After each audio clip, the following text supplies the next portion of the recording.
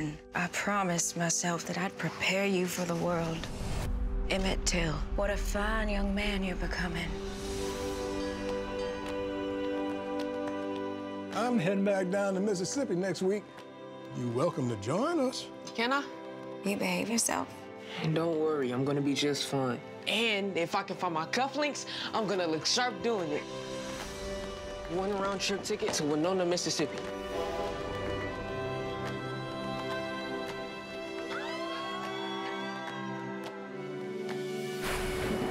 Remember, that place is not Like Chicago. White folks are gonna treat you different now.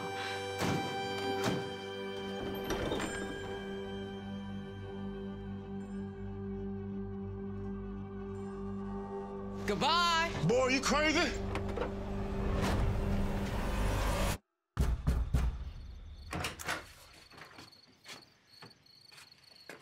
We want that boy from Chicago. Come on. Now! I don't know how to tell you this. Some men, they came and got Emmett last night.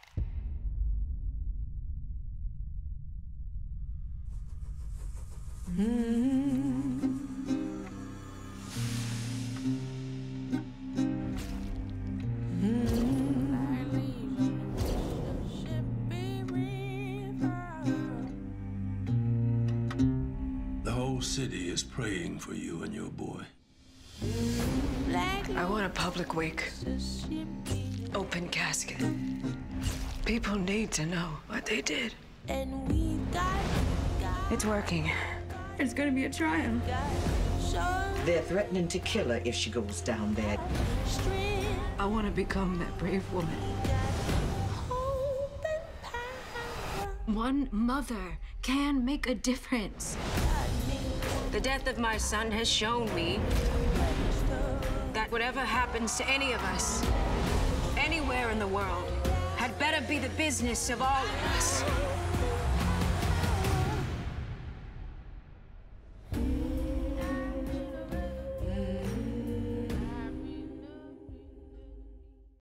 Hi, everyone. Thank you so much for joining us. I am Charisma DeBerry, the Director of Social Media at Essence. I'm so excited because today we are joined by the cast of Women of the Movement and the creator, executive producer, and showrunner, Marissa Jo Cerar, along with cast members Cedric Joe, who plays Emmett Till, Tonya Pinkins, Ray Fisher, and Glenn Turman.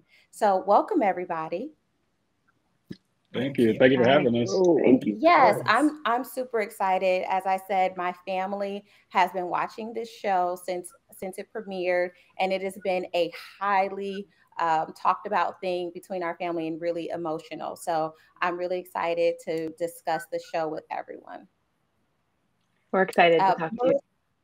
Yeah, Marissa, as a creator of the series, I have to ask you, why now? Why was it important to revisit the Emmett Till story in present time? Well, I think it's important to tell the story anytime. It all came together in 2000. The summer of 2019 is when I met with Aaron Kaplan of Capital Entertainment, and he said, "I want to do the Emmett Till story," and I said, "Let's do it from the mother's point of view. Let's do it as a family drama, not a true crime series." And I think then, what unfolded over the next, 2.5 years, unfortunately, we had more and more of these tragedies. And I think which makes it feel more relevant than ever. But no matter when the show was to premiere, it's important to acknowledge our history. And so it just so happens that right now it's a hot topic, critical race theory and talking about our past. And so I think it just all worked out. It just timing, and I'm really happy that it's out right now. It feels like it was meant to be. Yeah, it does feel like it's meant to be. It's a little cosmic. One thing I took away after watching episode 1 was the emphasis on Emmett's childlike nature at the time of his death, just showcasing him actually being a child and a youth. How intentional was that?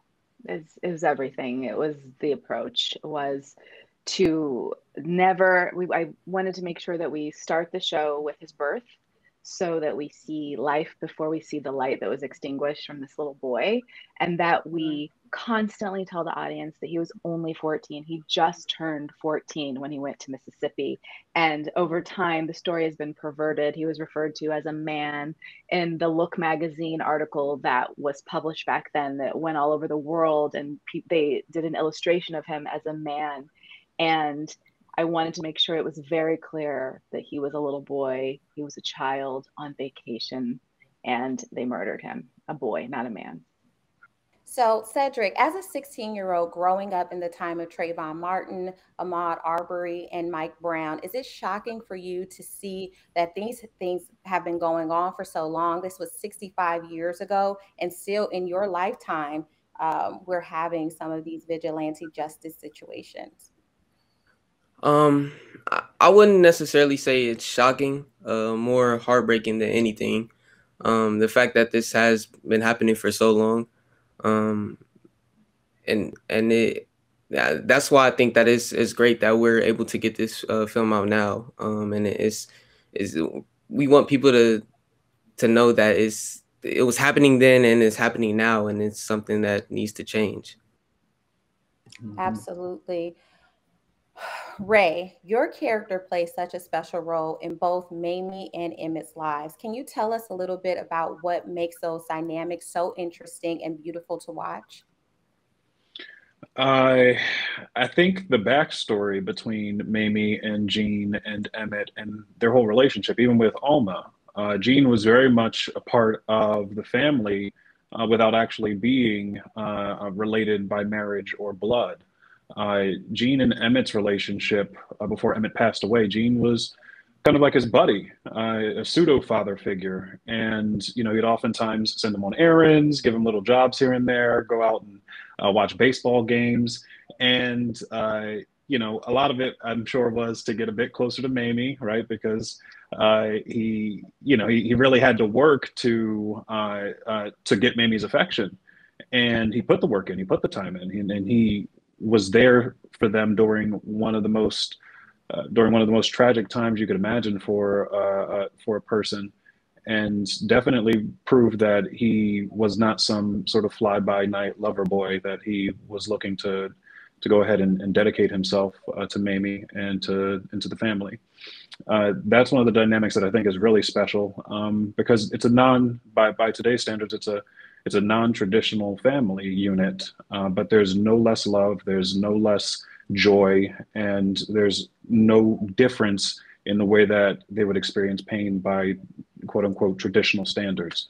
So that exploring that dynamic, exploring that relationship was something that was really special to me, and I think it does come across really well in what we've seen so far in the series. Absolutely. Were you able to relate, just as a Black male growing up here in America, were you able to relate to having a fear of the South, or Mamie's concerns for her son visiting the South for the first time? For me, I didn't really have a fear of the South, but I was certainly aware of a lot of the stigma around the South. I've never really spent too much time down there outside of going down to Disney World once in Florida, but I learned a lot over the course of this process, more than I thought I would. Being able to spend time down in Mississippi, down in Greenwood, and seeing the way that the community has been affected and is still affected by this tragedy, it taught me a lot. It taught me a lot, and it gave me a much deeper respect for the Black folk down South who were fighting to make some real change happen, because it's a dangerous thing to do, and I think it's a dangerous thing even now for folks to do. So my hat's off to the folks that stuck around, and very much like in yesterday's episode, talking when Dr. Howard in the piece is talking about why he stays down South, and that you need people there, boots on ground, to go ahead and fight the good fight and not run away. That gave me even more respect for the folks that have had to deal with this day in and day out. Yes. And Tanya, while this is Mamie's story, you play a character who is a woman of the movement herself, though perhaps not in the same way as Mamie. Knowing that, Can you tell us a little bit about Alma's relationship with Mamie and how it changes throughout the series? Well, I want to just say that this story is kind of a part of my DNA because my family is from Rolling Fork, Mississippi, and they migrated to Chicago, and we lived on the west side of Chicago and the south side of Chicago. So this story and this history feels like a part of my own personal story. I had 5 living generations in my life. I knew my grandmother's grandmother. So that relationship of grandmothers and great-grandmothers who were also mothers in the way that Alma was to Emmett is just something that I know in my bones. And I think that what Marissa really captures wonderfully in the way she's written this series is that this was the moment that Mamie really became a woman and stepped out of her mother's umbrella. I think that there may have been a deference to her mother, but in this moment, they had different points of view. Alma grew up most of her life in Mississippi, and so she doesn't have Mamie's optimism and passion. She feels a little more defeated by this loss of her grandchild, which I'm sure after that's like one of the great lows that anyone has in their life is a first grandchild and only grandchild. So this is that dynamic where a daughter becomes a woman and a mother, and that is what allowed Mamie to become the leader of a movement. Absolutely. And while, again, Mamie is going through such a very public metamorphosis into a figurehead or a mouthpiece of the movement, Glenn, your character is going through a much quieter metamorphosis, but a metamorphosis nonetheless. Can you speak a little bit about where we're going to see him go in the series? Well, I think a strong indication was last night's episode where we see Mr. Wright step on the witness stand and point out the people who killed his nephew. It was something that you don't do. It wasn't done in those days, that you knew that you were definitely taking your life in your own hands. And that in any instance, you were putting everything at risk. And one of the things that, aside from his life and was his way of life, was what he was so proud of. And for that to be threatened by his choice to come forward, let you know this is a man who was going all in, so to speak, with the decision. So now we have to see how he's affected as a result of that choice. What's on the rail for the lizard, as my uncle used to say, because he's definitely got a target on his back at this point, and for some it was would say it was a very foolish thing for him to do because he's putting everyone's life at risk, in danger as a result of it. Because if they can't get him, they're going to get somebody, But at the same time, some said there was a very heroic thing that he did because everyone now has to step up and make sure that their actions protect them in this chaotic world that we live in. Absolutely. I wanted to say one thing about the trial and the way you wrote the trial, that watching Timothy Hutton cross-examine Glenn as Mo's Wright, I felt that cross-examination was really playing into the cultural politics. Like he was asking questions in such a way that was like, defy your station in this culture that you live in. That's how I felt that those questions were. And that to me was what I saw in Glenn, this the aggravation was that in every minute he had to not look down or turn away. He had to address this man directly who was defying him to do so. And that's what he did. Mm-hmm. He absolutely did. And that testimony, that whole sequence, we tried to be so close to the actual court transcripts. Of course, you have to lift things. And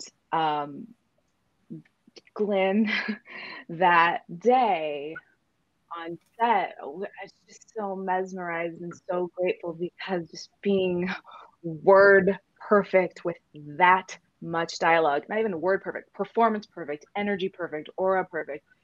It was just such an exhale. It just, for me, because in our little tiny brief writer's room that I had 5 weeks of a writer's room, we fell in love with Mose Wright.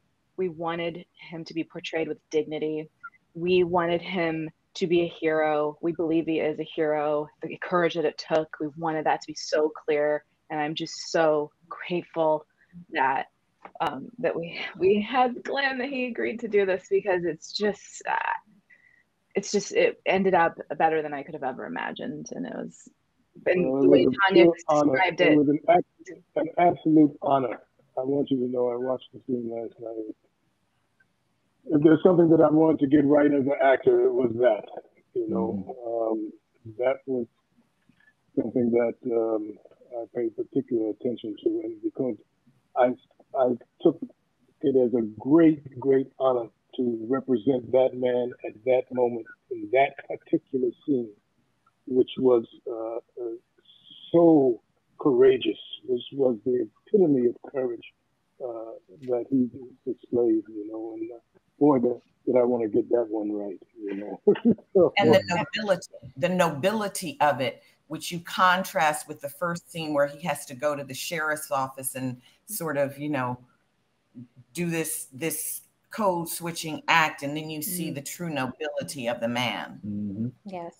There are so many heroes, I think, that stepped up in the community to really cover Mamie and to cover the family and to make sure that this story, ultimately, that the truth was told. When you think about, Marissa, the power of media, I go back to Mamie making that decision that she wanted to let the world see, right? That is the power of media. Do you see that same power? And did you consider the power that you had in telling that story and that connection to Mamie using media to tell the story of Emmett Till? Absolutely. Writing the finale or during the summer of George Floyd, and just seeing how an image, and this is a moving image, can spark the world to fight back, because you can't look away when you see the end of someone's life. And that was Mamie's intention when she wanted the world to see, so that they couldn't say it didn't happen, so they couldn't say she was exaggerating. To see the brutality inflicted upon her son, it was a still image. And today it's, we have video, cell phone cameras everywhere. And it's so important. I considered it. And just telling the story, this has been the biggest responsibility of my career, certainly, and perhaps my life, other than having a child that I'm required to care for and keep safe in the world. Everything I did, it was about telling the story right. I fought many fights, but all that mattered was getting it right. That's all that mattered to me. It's not about me. It's about getting it right and honoring these amazing heroes, these amazing human beings, amazing, and my ancestors. And so I considered it very much. I very stressed out about it throughout the entire process, because I know the power of storytelling and the power of social media and the power of a headline and an image. So absolutely consider that throughout the storytelling and then production. Through casting, post, music, every marketing material, every social media post, I'm really, really, really involved, because I want to make sure that the story is every version of the story is put out there properly.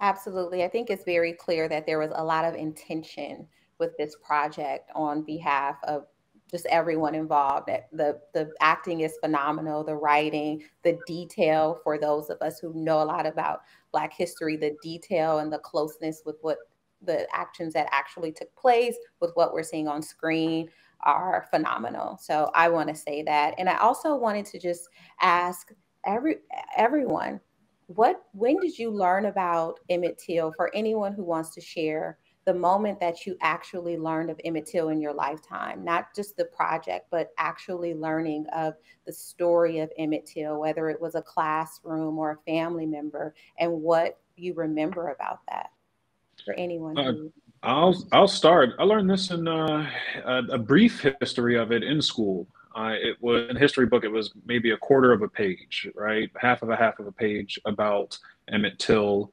And even though it was in the history book, we didn't really get a sense as to the impact or the importance of what his death meant.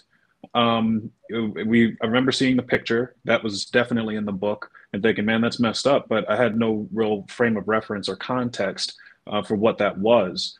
I sincerely believe that this piece, that Women of the Movement, should be shown in schools. I think this is something that, despite the debate about critical race theory, this is something that should be required required learning on a deeper level because of where we've been and where we're at in American history. Yeah.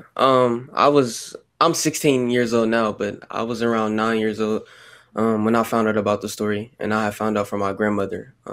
She taught me a lot of history, and I noticed that Ray said he learned in school, and where he learned it was like a quarter of a page.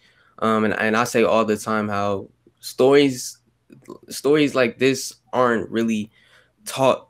Our Black history is rarely taught now in school. And I feel like this project especially, and even most of our Black history should be taught, because I feel like that's from my experience and from people who I've heard don't know the story, is something that this generation lacks. Thank you for sharing. And I would say that I think I learned this story very, very early. And I guess the sort of sad thing about it is it was not, I think I learned it at home, and it wasn't shared as some great tragedy. It was shared as, and this is the way it is. And yet my grandmother still would say, I never experienced any discrimination in Mississippi. Literally, she said that. So it was like, this is, wow. This is Mississippi. This is what we live with. I did a disappearing act on my mother one day in the 50s. I must have been about 8 years old. And like kids would do, we were walking down the street, I'd run ahead and duck off into some hiding spot and playing a trick on her. And she, when she found me, read me the riot act, and I couldn't understand why she was so upset. I was just kidding, it was just a game. But it wasn't a game, because Emmett Till's picture was on the Jet cover magazine in those times. And so a child disappearing took on a whole nother meaning in those times. And it was like terrifying for her. And of course I didn't put that together at that time, but now I realize, or I realized later, when she was telling me, that's why, you messing around, you disappear, they take you, boy, and they'll find you again,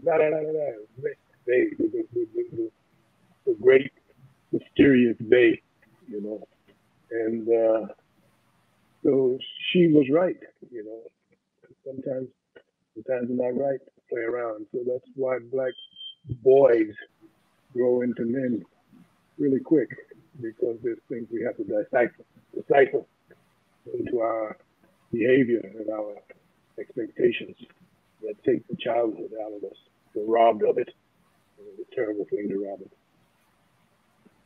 And I love what you said there. I think that is so important, that Black men deserve to grow old, but they also deserve to have childhoods and to be children and treated as children and experience the world through the eyes of a child. And I think that this is so much of what this story is telling, is that Emmett was not allowed to be a child and he was treated as a man.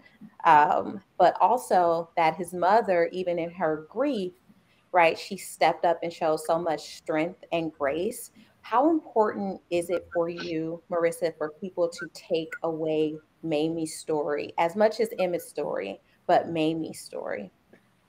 Oh, it's the most important thing is that this is her story and why it's, you know, Mamie's and women of the movement, and because the people left behind, we don't get to know them either, and we often see, you know, headline, a photo, a body bag, a funeral, maybe a picture of a mother in black, and that's it.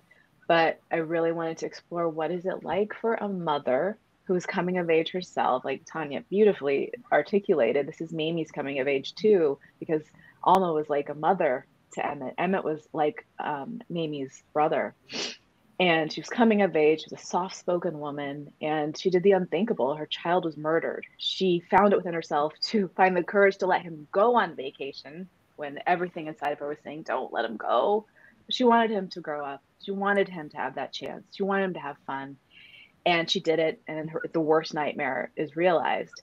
And then she could have just disappeared and cried for the rest of her life, and she chose to bear her pain for the betterment of her people.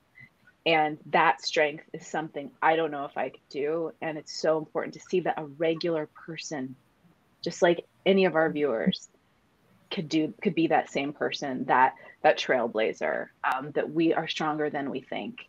And so her story is just her strength, her courage, but that she's a normal person. She's not a superhero. It was hard. It didn't come naturally to her. She wasn't born with this strength. She found it. And so that's just so important to me. And I think it'll be impossible to watch these 6 episodes and not take that away. She was an amazing person. And if you Google any video of real Mamie, you'll see it. She's amazing. Absolutely. I really want to ask, with a project like this, that for many people it can be heavy, but my grandmother, she loved the actual show, but it was so hard for her to watch emotionally that she had to take a pause from it.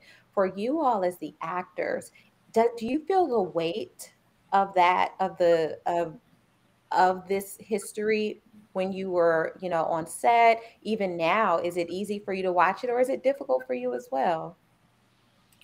It's hard. Yeah. You can't do this. You can't phone this in. You can't pretend this. You have to go there. You have to go there in your imagination, in your consciousness. Like, what if this was me? And you have to do that every time you show up on set. It's like I say, we slice open our veins for other people's entertainment. And for me, watching it when we did the premieres, it wrecked me. It wrecked me every time. And I was there making it, but it wrecked me. Yeah. It was definitely hard. My hat's off to production, too. One of the things that makes our job possible is the tools that we're given. And we were given such great tools in the production end of this. We actors, the wardrobe department, the clothing was just spot on. You know, the old cars, you know, the shutting. One of the painful things was going up and down the actual roads where all of these events took place, going to some of the sightings where the events took place, the courthouse, the riverside, the dark roads. All of that helped us to make the story believable for you as an audience and for us as characters in the audience. But they shouldn't be overlooked, because everyone did a fantastic job in presenting those elements to tell this story. You know, so yeah, it was a painful journey. And it was my first time in Mississippi ever, and it was scary to be in Mississippi. Like, every tree looked angry. I was like, every tree looked like a lynching tree to me. And our hotel was on a levee, And for months, for a month at least, I thought it was the levee of the river that they threw Emmett in. So I was carrying this extra terror, you know. No, and I'm so happy that you shared that with us, because I think for a lot of people, this is the first time that they may see on prime time the level of trauma that Black people deal with, even in present day, still visiting those grounds. It's a traumatic experience. Or I'm born and raised in California, but my parents would always tell me about the South, and they would make it seem like it was a place that you just didn't want to be. And this story is so important because this is going to help inform people today on maybe how to handle Black history or how to handle critical race theory. I don't want to go there, but this is, you know, We're this there. is We need to go there. We've been there. Yeah. Coming at such a critical time in our history. And I just want to say thank you so much to all of you for sharing your story, sharing your processes with us, and for bringing this story to life. It is so incredibly important. And I think that you are doing a service, not only to our community, but definitely our country. So I appreciate you so much. Thank you, Charisma. And I just want to add before we dip out of here, because I know there was a lot of passion that was put into this project, and while it was very hard to film most of the time because of the subject matter, there were a lot of days where, you know, our days were filled with joy just as a cast and a crew, and our ability to decompress definitely rose to the level of where we needed to be with the project, right? I've got to say, this is one of those pieces I will never forget. Our experience, right? Where, I mean, COVID is a very specific time to shoot this during, but, you know, all of us being in the same space, being able to breathe the same air, to share the same space, to check our egos at the door, and to dedicate ourselves to a story that's bigger than this. I mean, bigger than us, right? It was something really special, and we'd be remiss if we didn't thank all the local folks who were part of the production in Mississippi and in Tennessee and elsewhere. Because without them, this would not have gotten off the ground. Without them, we would not have the sort of authenticity that we have with being able to film on location and being able to show people in real life all these places. So I just wanted to throw that in there before we head on out. But you did mention that some of the levity, you brought up the levity thing, and some of it because some of the people in the cast are very silly. Yes. And I got video to prove it. Talking got video of me dancing. I'm not saying any names, Tanya. So we did. It was a wonderful cast, and we had a great time, actually. Yeah. Well, we are happy to know that while you brought us some amazing dramatic scenes, that you all went home with the smiles on your faces because of the camaraderie that you all had with each other. So I'm encouraging everyone to watch Women of the Movement, and please prepare yourself for not only some history, but some phenomenal performances. So thank you. Thank you. Thank you. Thank you.